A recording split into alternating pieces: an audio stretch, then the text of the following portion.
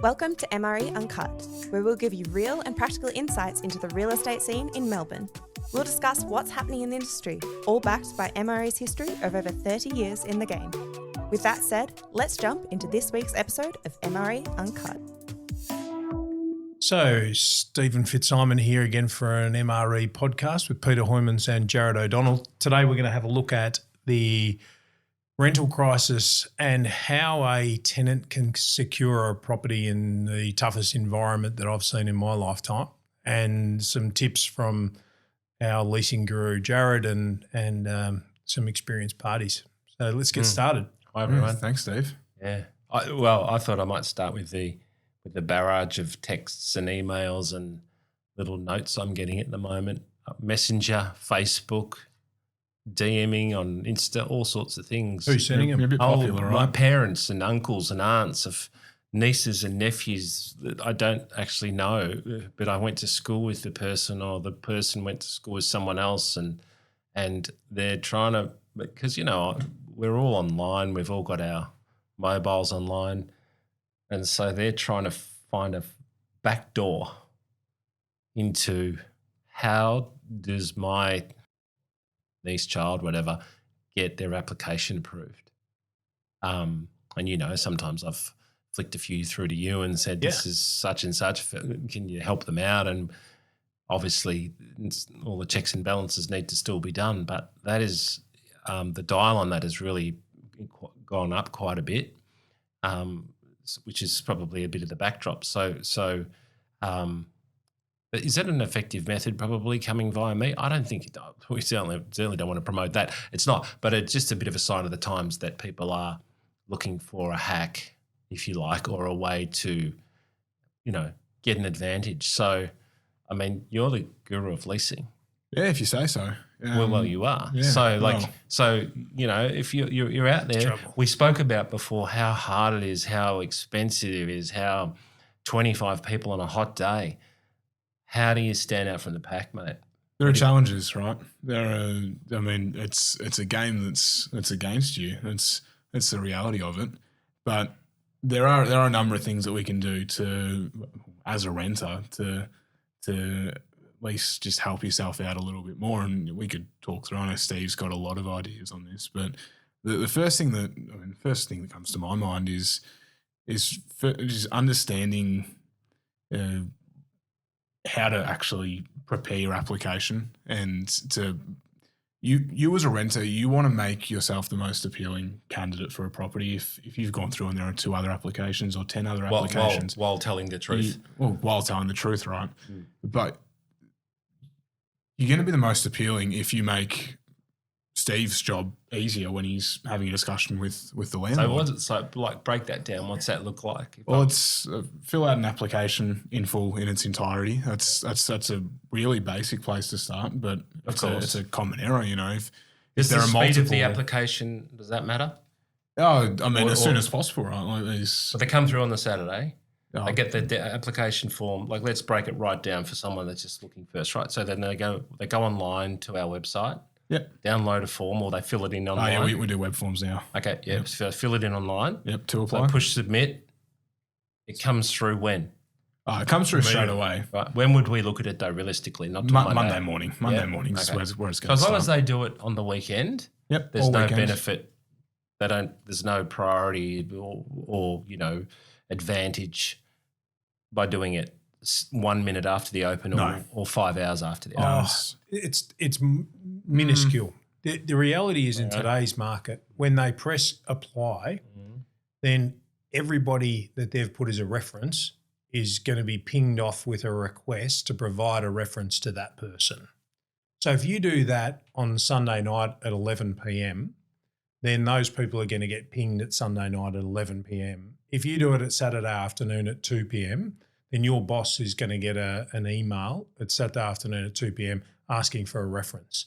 And if they know, and that's an important thing, you've got to tell the people who are going to get the references. If they know that there's going to be incoming requests for references, and they go, oh, little Jimmy's going for an apartment, and fills it in at 2 o'clock on Saturday afternoon, then a component of your application is finished. As soon as possible. Yeah. As soon as possible, in their entirety. So no blank sections. If you've got a partner, What would you see commonly that might be blank? Pay slips missing if we're looking for proof of funds, or if it's a new job in the city where we don't have pay slips yet, we don't. Would a letter from an employer suffice? Yep. So if you were out looking in the market, right, today, it would be prudent to go to your employer and say, "Can you give me just a letter outlining?" And then you could. Most people would have a contract of employment, right? Yeah, and they could just attach that every time straight away. Absolutely. Yeah, then leave off the, your whatever you want to leave off. Yeah. So let your employer know, or anyone that might get a reference check, that, hey, like, rental crisis, I'm trying to find a place. And then once you actually do fill out your application, make sure it's all filled out. And we see a lot of the time where we have multiple applicants, roommates, housemates, partners, whatever the situation is. One person will fill out an application, the other person thinks they don't have to. Yep. No, if you're over the age of 18, you're going to be a permanent resident of the property. We're going to want applications filled out from both of you. So I think the first step is to just make sure that you're making life as easy as possible for the property manager when they receive it, because if there's an easier option and both are suitable, they're going to pick the easier option. Let me butt in to give people an idea. So we are mid-Feb, we're peak season in leasing. Assuming everyone applies on the Saturday, Sunday, on a Monday, we come into the office. How many applications are we looking at across our portfolio? Rough. It varies. It varies so much. It depends. Ballpark me. 500. 500 is where we're. So on a Monday morning, we've got 500 applications. Yeah. Yeah. You got to stand out. Each application is how many pages? They're digital now. So internet exists. Work with me, boys. 4 pages. Right. So that's 2,000 pages of information that needs to be processed. Yep. That gives you an idea of the scale. Yep. So the ones that are not filled out perfectly, they fall to the bottom of the pile. Yeah. That's what I was trying to get to. Yep. But it's people don't even know what we're looking for. Like, people are naive because so help them out. Yeah, well, this is it. So so Jarrod said, fill in the info, have a pay slip, or get a letter from your employer. Yeah. What do you say? I say that we need to have as much information as possible. Yeah.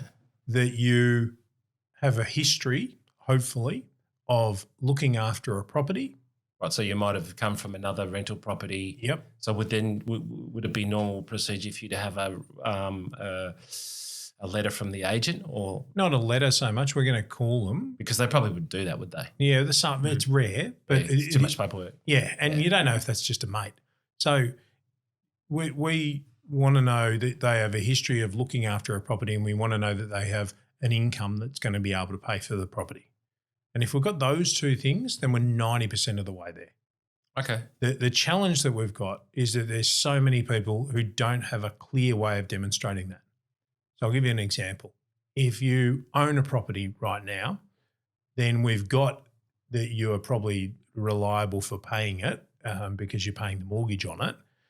But we don't have that you look after the property in a good way. So people say they're an owner-occupier. They don't give us a reference for anybody that can. But who would they give? Well, they'd give the agent who just sold it for them, or the agent who's just about to lease that property for them. And that agent because if they're moving to Melbourne, for example, from Sydney. What if their best mate's father was a judge? Right. Could they use that? No, I'm just saying, because that's a pretty narrow reference. Yeah. Can they use another reference? They can, but what we're looking for, what if their friend is somebody? What if their mate's dad's like the chief police commissioner? I don't know. Yeah, good. I'm just trying to give them some options. Yeah, no, and that's just it. It's about communication. So we would say to that person, okay, who's a third party that can tell us how you keep it? Because that is important to our client. Because everybody knows somebody. Yeah. And that's what we call a personal reference. Mm. But ideally, so if you had multiple personal references, would that help? It definitely, if you don't have the basics. Yeah. Now, I'd say probably 70% of people have got the basics. Because I get asked all the time to go down as a reference. Yeah. But unfortunately, a lot of the time, about that. They don't call you. Correct. Yeah, because they're looking for the primaries. So the primary that they're looking for is, can he pay the rent? And so that comes through a boss or investments or whatever it is. So we covered that. And do we look after the property? And you are just a sort of a how do you prove personal, that? But that's through an independent third party, hopefully a real estate agent who's been inside your house. So, while but what you're if you living haven't there. rented before? If you haven't, then that's a battle. So then you're coming up against. But you're telling me if you other haven't rented before, you've got an employment letter. Yep. Then that's Then you're hoping that you're the only applicant, or that the other applicants are in the same boat. I'm not as pessimistic as Steve on that. okay. Good. I think I know. it's pretty sad. You almost started crying. I might. I mean, let's Have we got tissues? look at the landlord's perspective, right? Like they're scared of what they don't know. Everyone's a stranger, and if that person who's never rented before can provide as much information about themselves as real human beings as possible on an application, it's going to go a long way to making that landlord feel more comfortable with those people living in their property. I cracked a joke maybe a year ago to Steve about if I need to find a new place. I can't remember it. Oh yeah, that's a good one then. Yeah. If I need to find a new place, why don't I go out there, get a camera, record a welcome video, take them through where we're currently renting, upload it to YouTube, whack the link on my application so that any person that receives an application from me, or that owner, if they ever watch it, they know who I am. So Now, I'm not saying do that. Please don't do that. That'd be a bit intense. don't do that. Well, I mean, do what you want, but Because I was going to ask, Show yourself. what about a video? I I mean, mean, the whole world's video. I haven't seen one. I know you're swearing, Steve. I think we're talking about extremes. I think the idea. I think if the you idea of opening yourself up, making yourself not a and stranger. it's time to watch. And how do you? What's the platform you load it? A cover letter is key okay, for that's- those people. So in the wrap up, hottest tip. I think the hottest tip that I could give for somebody who's in that, well, there's a couple of things. I don't know. I'm not ready to wrap up. Just the hottest tip. Hottest couple of tips. Okay. Well, the first one is, right, you've got to get to the first inspection. Yeah. Filter Right? by So, most so you recent. filter by most recent on the portals. Yeah. Right. Then you've got an opportunity to be the first to apply. Yep. If that inspection is at an inconvenient time, well, I'm sorry, you got to get there, and you've got to introduce yourself to the person that's there, and you've got to tell them that you're applying or that you've already applied for that property, Yes. so that they know that you presenting well as a decent human being likes that property, and that'll help.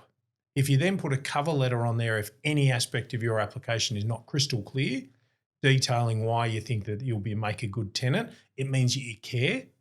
And that's a great sign for me as a recommending somebody who maybe doesn't match perfectly. What if they? No, you can't accept or request gifts, Peter. That's that back in the day. Everything's changed now, and you can't ask for bids on prices and all that sort of stuff.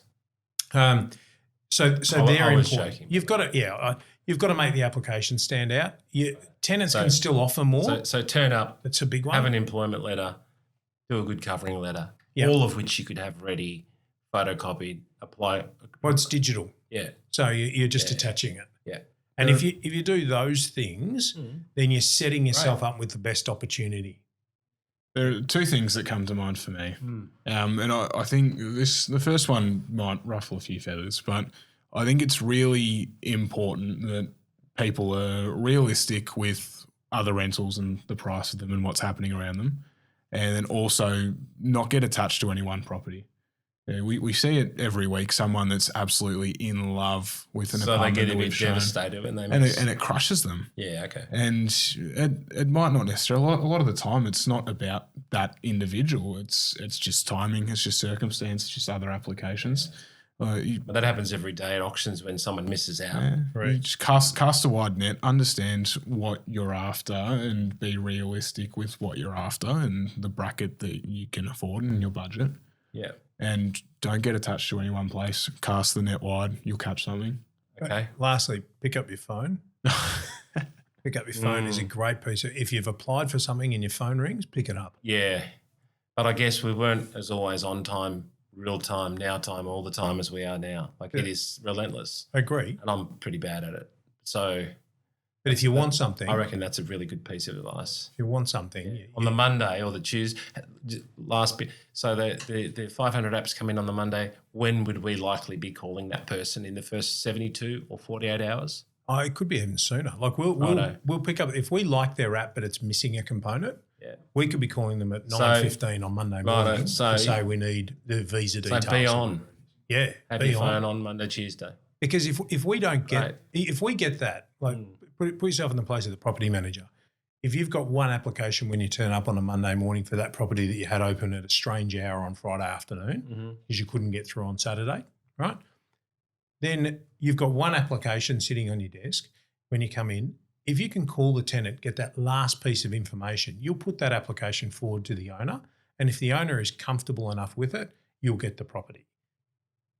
If you wait and you don't take that call and another application comes in at 11 and it's better, then you've missed that property.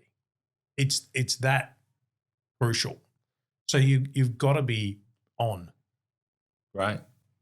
So we've got the question, Jarrod, that you get to answer on Saturdays about the current rules and regulations around perhaps offering more than the asking price. Yeah, I mean, more or less. That's where I'd start. Agents aren't allowed to rent bid whatsoever in Victoria. So if anyone out there has an agent telling them that the property's theirs for an extra $30 a week, report them. Like, let's get rid of them. But I think we can look at this a different way. We can take a different strategy. I think that when people are looking for rental properties, it's really important you and your partner or you and your housemate set your own budget.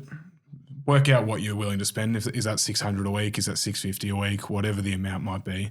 And I would encourage people to look at properties for rent above that and below that and at that. That's your budget. And if you find the property that you like, put in an application at your budget. Could be less, could be more. If that's what you're willing to spend and that's what you're comfortable with allocating to your rent per month, you shouldn't limit your range of properties you're looking at to the ones that are dead on $650. You can do that. We'll welcome the applications. We'll pass them on to the owner more or less. Now the ones that are less, maybe a bit of trouble. So there. A person renting can offer more. They can. Because the one I think of recently we had was in Richmond. It was at one better. I think it was $575 originally. The owner furnished it. We had someone come down from Sydney who obviously was used to the Sydney market and offered like an extraordinary sum. From memory, it was $850 a week. Yeah. For a 50 square metre furnished one better. Which I kind of called in and I saw it and I was like all concerned because I thought, is that real? What's happening? What's going on? But he just wanted it. So he is in like fully entitled to put his own value on that. If he wants to, this is a private agreement between he needed to act tenant. quickly. He liked the property, it suited him and it was furnished. He didn't have to worry about any of that. And that so basically, any person renting can determine the value themselves. Yeah, I will stress more or less. I mean, the less is less likely to be successful. At the moment, yes. Oh, absolutely. I mean, it depends what you're looking at, of course. But then we had the 3 years of COVID where it was less. That's exactly the way it went. It was less for a long time. So anyway, I just thought I'd bring that one up because I found that really interesting. Yeah, it is. It's a big number.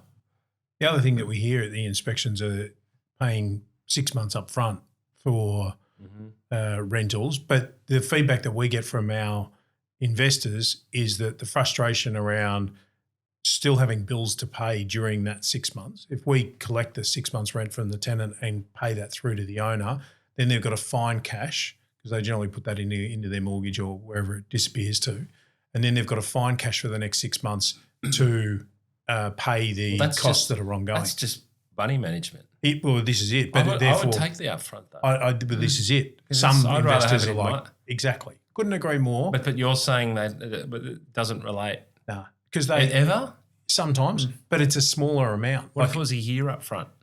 The question is more like if you're saying renting something for 40,000. We get the lease break example as well. I'm not promoting that, by the way. No, the lease breaks is a ripper. That's a good one. So we get some owners that go, oh, that's great, and they think it's fantastic, it's the best thing ever. But that's a smaller percentage to the problems that it actually leads to. And Jarrod's example is a ripper, where you have a tenant who says, yeah, I'll pay 12 months up front. They pay the 12 months up front, and then 4 months in, they break their lease. So they break their lease, they move out of the property, we rent it again, and they've got to be refunded the other 8 months rent that they've paid. And the owner has therefore got to find that cash again to give back to them. So that's not an ideal situation. And if they pay their 6 or 12 months up front, then the owner's got to find that cash to pay the owner's corporation fees and the council rates and the water service charges, etc., that are incoming bills during that period, or we've got to allocate money to them and spend time discussing the consequences of that. So my advice is that it's fantastic that you can offer to do that. You could also just show your proof of savings to demonstrate that you can do that. But a more successful measure of to win an application is actually just to offer a little bit more than the asking price. But it's not harmful. No, it's not harmful. It's not harmful. The offer's not harmful. No. I think people can, if you're a renter in your position, that you can make that offer. We're not dissuading you not to. No. But maybe it's just a little bit less meaningful than what you might think. Yeah, correct. So we are recapping. Yeah, as a recap. The greatest tenant hacks currently available. Suggestions. I was going to say from the free world. Let's just say Melbourne. Insider suggestions. Right, we're going to attend the first open with gusto. Looking good. Look good. Be at the front of the queue. That's what I would do. Have a smile. Jeez, not that hard. Introduce yourself. Let the agent know you intend to apply. Definitely. Okay. Consider what you can pay for the property, and maybe, as to whether if you love it, maybe consider that you might go a bit overs on the advertised price, because at the moment, really the market decides the worth. Apply immediately. So, if you're coming through on a Saturday, do it on Saturday night. Why not? It takes how long? 10 minutes? 15? No, people do it quicker. Okay. And attach your letter of employment or proof of income and your references. Ensure your application is complete. If there's any gaps in your application, send an email explaining and add additional references if you can. And the big one, the easiest one, turn your phone on a Monday. Yeah. So when we ring you, we can get through. We can have a conversation. So say, I've got the property. Or we just need this and you've got the property. Yeah. Okay, it's not that hard. Nah. Turn the phone on. Take off the do not disturb. Get off the treadmill. Leave it on when you're walking the dog. I don't know. Whatever works. We're trying to help, but you can lead a horse to water. Yeah, phone's on. Okay, that's a wrap. Thanks, everyone.